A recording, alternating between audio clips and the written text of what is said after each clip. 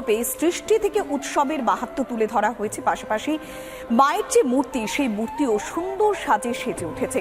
আমরা বিভিন্ন জায়গার ছবি দেখাচ্ছিলাম, একদিকে শহর কলকাতার ছবি, অন্যদিকে বিভিন্ন জায়গায় বিভিন্ন জেলার পুজো মণ্ডপের পুজো উদ্বোধন করছেন ভার্চুয়ালি মমতা বন্দ্যোপাধ্যায়। এর পাশাপাশি আমরা একটু নজর রাখবো কোথায় না, একডালিয়া এভারগ্রিনে। একডালিয়া এভারগ্রিন মানেই একটা আলাদা ছোঁয়া, আলাদা একটা রং। তবে প্রত্যেক বছর আমরা জানি যে এখানে একটা সাবেকিয়ানার মেলবন্ধন থাকে। একডালিয়া এভারগ্রিনের পুজো এবার ৮২তম বর্ষে পদার্পণ করেছে। দক্ষিণ ভারতে দিনে দুবার ব্যবহার করো স্টপেজ ক্রিম আর নিজেকে রাখো evergreen Keya Seth aromatherapy stoppage cream আর খুঁজে পাও নতুন আমিকে। একটি মন্দিরের আদলে তৈরি হয়েছে পুজো মণ্ডপ। আমরা যে ছবি দেখাচ্ছি, এই মুহূর্তে প্রচুর পরিমাণে দর্শনার্থীরা ভিড় করছেন একডালিয়া এভারগ্রিনের পুজো মণ্ডপে। দক্ষিণ ভারতের একটি মন্দির, সেই মন্দিরের আদলেই তৈরি করা হয়েছে একডালিয়া এভারগ্রিনের পুজো মণ্ডপ। ৮২তম বর্ষে মায়ের যে মূর্তি, সেই মূর্তির সঙ্গে সাবেকিয়ানা একেবারে স্পষ্ট। আমরা আরো বিস্তারিত জানবো সেখানকার ছবিটা কেমন, কিভাবে সেজে উঠেছে পুজো মণ্ডপ, মানুষের ভিড় কতখানি নজরে পড়ছে। আমরা সরাসরি যাবো আমাদের প্রতিনিধি সৈকতের কাছে। সৈকত, তুমি দাঁড়িয়ে রয়েছো, পেছনে দেখা যাচ্ছে মানুষজনের ঠিক থেকে ভিড় কতখানি নজরে পড়ছে, মানুষজন কতখানি উৎসবের আমেজে রয়েছে, একডালিয়া এভারগ্রিন কতখানি এভারগ্রিন হয়ে গিয়েছে এই সন্ধ্যেতে?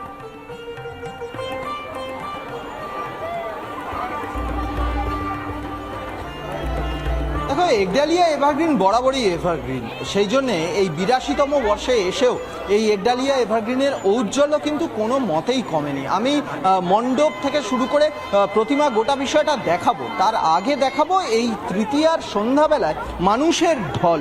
যেটা তুমি বললে একডালিয়া এভারগ্রিন বরাবরই এভারগ্রিন, আমি একটু কথা বলে নেওয়ার চেষ্টা করব। ম্যাডাম, একটু কথা বলবো, কোথা থেকে এসেছেন? দমদম থেকে। আজকে তো তৃতীয়া, তাতে কি আছে, পঞ্চমী ষষ্ঠী থেকে মারাত্মক ভিড় হবে, তার জন্য আমরা আগেই বেরিয়ে। এরপরে কোথায় ঘুরবেন? এরপরে আছে তিধারা, দেশপ্রিয় পার্ক, তারপরে হিন্দুস্তান পার্ক। নর্থ কলকাতা ঘুরেছেন? এখনো ঘোরা হয়নি, সবে থেকে আজকে জাস্ট স্টার্ট করেছি আমরা। আজকে সবে স্টার্ট করেছেন। আমি একডালিয়া এভারগ্রিনের পুজো প্যান্ডেলটা দেখানোর চেষ্টা করব। দক্ষিণ ভারতের একটি মন্দির, বরাবরই দক্ষিণ ভারতের বিভিন্ন যে সুসজ্জিত মন্দির, সেই মন্দিরগুলির আদলে তারা মণ্ডপসজ্জা তৈরি রাখে, মণ্ডপসজ্জা করে এবং এর পাশাপাশি প্রতিমায় থাকে সাবেকিয়ানার ছোঁয়া। আমি একটু ভিতরের দিকে যাওয়ার চেষ্টা করব, আমার ভিডিও জার্নালিস্ট পিনাকি নন্দীকে নিয়ে একটু ভিতরের দিকে যাওয়ার চেষ্টা করব। এই মণ্ডপের অন্দরসজ্জা, সেই অন্দরসজ্জায় একটু ঘুম মারবো, পাশাপাশি সাবেকিয়ানার ছোঁয়া রেখে যে প্রতিমা, সেই প্রতিমা সজ্জার দিকেও যাব। তবে তার সঙ্গে আরও একটা বিষয়, যে এই তৃতীয়ার সন্ধ্যাতে একডালিয়া এভারগ্রিন বরাবরই এভারগ্রিন, সেই জন্যেই কিন্তু এই একডালিয়া এভারগ্রিনের টানে মানুষ এসেছেন দূর দূরান্ত থেকে। এই তৃতীয়ার সন্ধ্যায় পৌলমী, তুমি দেখতে পাচ্ছ যে একডালিয়া এভারগ্রিনের প্রতিমা বা এই মণ্ডপ পুরোটা দেখার জন্য মানুষের কতটা ঢল, মানুষ কিভাবে এসেছে, কাতারে কাতারে মানুষ এসেছে তৃতীয়ার সন্ধ্যায়। কোথা থেকে এসেছেন? আমি পূর্ব মেদিনীপুর হলদিয়া থেকে এসেছি। হলদিয়া থেকে কলকাতা? হ্যাঁ, এখানে থাকি, আপাতত আছে এই জন্য। আর কোথায় কোথায় দেখবেন? এখানেই প্রথম শুরু করেছি আজকে, এখন সবে শুরু করেছেন, অর্থাৎ হলদিয়া থেকে মানুষ চলে এসেছেন শহর কলকাতায়। শহর কলকাতার পুজোর টান বা পুজোর যে আকর্ষণ, সেই আকর্ষণটা এমন যে মানুষজন আসছেন, কেউ আসছেন হলদিয়া থেকে, কেউ আসছেন হাওড়া থেকে, মানুষজন ভিড় করছেন এই সন্ধ্যেতে একডালিয়া এভারগ্রিনের পুজো মণ্ডপে। অনেক ধন্যবাদ, সরাসরি ছিলেন আমাদের প্রতিনিধি সৈকত। একদিকে জেলার মানুষজনও ভিড় করছেন, পাশাপাশি শহর কলকাতাতেও ঠিক থেকে ভিড় বিভিন্ন পুজো মণ্ডপগুলিতে। আর এর পাশাপাশি আমরা একটু নারী শক্তির দিকে নজর রাখবো, কেননা এই পুজো দ্রোহের পুজো। নর্থ চ্যানেল জয় করে বাংলার মুকুটে নতুন পালক জুড়েছেন পূর্ব বর্ধমানের কালনার বাসিন্দা সায়নী দাস। সমস্ত বাধাকে তুচ্ছ করে ভারতের প্রথম মহিলা সাঁতারু হিসেবে এই সাফল্য পেয়েছেন তিনি। চলতি বছরের এপ্রিলে নিউজিল্যান্ডের কুক স্ট্রিট চ্যানেলও জয় করেছেন সায়নী। দ্বিতীয় বাঙালি মহিলা হিসেবে গড়েছেন রেকর্ড। রিপাবলিক বাংলার ডক্টরস চয়েস নারী শক্তিতে আজ সায়নীর লড়াইয়ের সেই কাহিনী।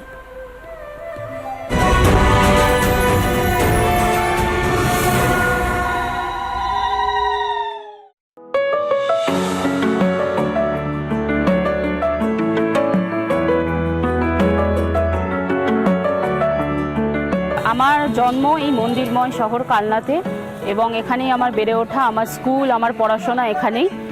প্রথম সাঁতার শেখা আমার কালনাতে, কিন্তু তারপর কিছু সমস্যা হয় এবং কালনা সুইমিং পুলে আমার প্র্যাকটিস বন্ধ হয়ে যায়। তারপর আমি রিসরা সুইমিং ক্লাব অর্থাৎ রিসরা হুগলি, এখান থেকে কালনা থেকে সকাল ভোর 4টেয় উঠে আমাকে প্র্যাকটিসে যেতে হতো এবং প্র্যাকটিস থেকে আসার পর মানে আমাদের প্র্যাকটিস সেশন চলার পর প্রায় 2-3 ঘন্টা ব্যান্ডেল স্টেশনে বসে থাকতাম, তারপরে আমরা কালনাতে ফিরতাম। একটা হিউজ জার্নি আমাকে করতে হয়েছে।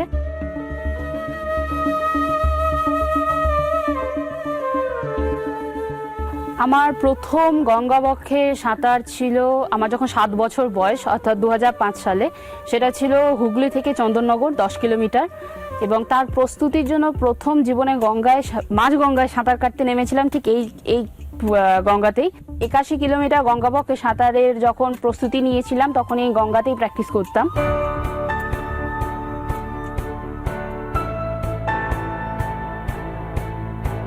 যখন আমি শর্ট সুইমিং করছি একটা টাইমে মনে হলো যে আর হয়তো পারবো না, তখনই ডিসিশন নেওয়া হয় যে সাঁতার থেকে না সরে গিয়ে শর্ট সুইমিং থেকে ওপেন ওয়াটার সুইমিংয়ে ট্রান্সফার হয়ে যাব। এবং ওপেন ওয়াটার সুইমিংয়ে চলে আসার পর তখনই আন্তর্জাতিক লেভেলের যে সুইমিংগুলো সেগুলো আমি শুরু করি। যখন আমি ইংলিশ চ্যানেলের প্রস্তুতি নিচ্ছিলাম, আমার বাবা নৌকো ভাড়া করতেন, বাবা নৌকোতে থাকতেন এবং আমি সাঁতার কেটে যেতাম ঘন্টার পর ঘন্টা, মানে সময় চলে যেত, বুঝতেই পারতাম না সময় কী করে যেত। এই ছোট্ট এই লাইটটা আমার মাথায় থাকে, ক্যাপ এবং গগলসের ঠিক মাঝখানে। যখন আমরা রাতের অন্ধকারে সাঁতার কাটি, সমুদ্রের মধ্যে সাঁতার কাটি, যেহেতু বেশি আলো থাকলে সামুদ্রিক প্রাণীরা আঘাত করতে পারে, আক্রমণের হাত থেকে বাঁচার জন্য এবং যাতে সমুদ্রের মধ্যে হারিয়ে না যায়, তাই জন্য এই লাইটটা ব্যবহার করি। যে খেলাধুলা করলে নাকি পড়াশোনা ডিস্টার্ব হয়, স্কুলেও অনেক সময় শুনেছি বা যেখানে পড়াশোনা করতাম সেখানেও শুনেছি, কিন্তু সেক্ষেত্রে সারা জীবন ধরে আমি পড়াশোনা এবং খেলাধুলা দুটোকে প্যারালালি রেখে আমি চলেছি। আমার স্বপ্নটা অনেক বড়, অর্থাৎ আমার স্বপ্ন সাঁতার কেটে 7 সমুদ্র পার করা। তার মধ্যে 5টা সমুদ্র আমি অলরেডি ক্রস করে ফেলেছি এবং আরও 2টো বাকি রয়েছে। তো জার্নিটা অবভিয়াসলি স্মুথ ছিল না, এবং একজন মহিলা সাঁতারু হিসাবে মফস্বল শহরে পার্টিকুলার একটা কস্টিউম পরে জলে নামাও বিড়ম্বনার ব্যাপার ছিল, এবং ওই এখনও পর্যন্ত জলে নামা, ওঠা, ড্রেস চেঞ্জ করা সেরকম সুবিধা নেই।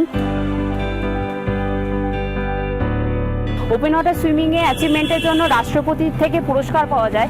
তো রাষ্ট্রপতি যদি পুরস্কার দিতে পারেন তাহলে ওপেন ওয়াটার সুইমারদের কেন হেল্প করা হবে না সরকারিভাবে? যারা আগামী দিনের যারা ওপেন ওয়াটার সুইমার বা যারা মনে করছেন ওপেন ওয়াটার সুইমিংয়ে আসবেন, তাদের এই সত্যিটা জানতেই হবে যে হ্যাঁ, ভারতবর্ষে সত্যি সেরকম কোনো সুযোগ সুবিধা নেই। যখন বোটের মধ্যে ভারতের জাতীয় পতাকা উঠতে দেখি, সেই জাতীয় পতাকা আমাকে ভীষণভাবে বুস্ট আপ করে, এবং তখন আমি ফিল করি যে ব্যক্তিগতভাবে আমি কিছু করছি না, এটা আমি আমাদের দেশকে এখানে প্রতিনিধিত্ব করছি। যারা আগামী প্রজন্মের যারা ওপেন ওয়াটার সুইমিংয়ে আসার কথা ভাবছেন, তাদের জন্য এটাই বলতে চাই যে শর্ট সুইমিংয়ের থেকে এটা অনেক অনেক আলাদা। কারণ ওপেন ওয়াটার সুইমিংয়ে জীবন নিয়ে খেলতে হয়। কারণ আমরা যখন প্রত্যেকবার চ্যানেলে নামার আগে আমাদের বন্ডে সই করতে হয়, যদি মৃত্যু হয় বা মানে কোনো অ্যাক্সিডেন্ট হয় তার দায় সম্পূর্ণ নিজের। এটা কিন্তু খুবই টাফ একটা মানে কি বলবো, একটা স্পোর্টস ইভেন্ট যেখানে ফিজিক্যালের থেকে মেন্টালি খুব প্রিপারেশন নিতে হবে। সবাই খারাপ নয়, বহু মানুষ পাশে থাকবেন, পাশে আপনাকে সামনের দিকে এগিয়ে নিয়ে যাবেন। ব্যাপারটা হলো লাস্ট পর্যন্ত লড়াই করে টিকে থাকাটা, সেটাই মেন ব্যাপার।